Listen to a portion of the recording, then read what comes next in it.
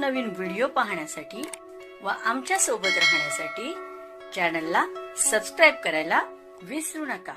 तर बघा काय बातमी आहे, सरकारी कर्मचाऱ्यांसाठी महत्त्वाची बातमी आहे। महागाई भत्ता वर्षातून दोनदा वाढतो, एकदा जानेवारी आणि जुलै अशा 2 महिन्यात महागाई भत्ता वाढतो। दरम्यान अजूनही जानेवारी 2026च्या महागाई भत्त्याबाबत कोणतीही घोषणा झालेली नाही, मात्र लवकरच याबाबत घोषणा केली जाईल। यावेळी महागाई भत्त्यात किती वाढ होणार असा प्रश्न विचारला जात आहे।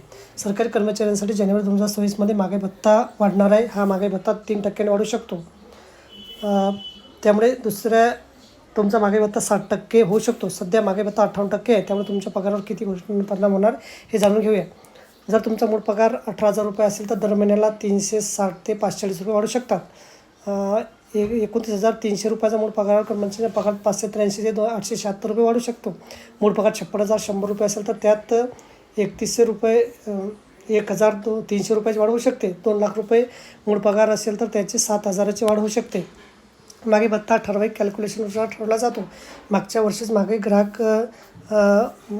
ग्राहक किंमत निर्देशांकाच्या सरासरीवर हा महागाई भत्ता अवलंबून असतो, त्यानुसार महागाई भत्ता वाढवला जातो।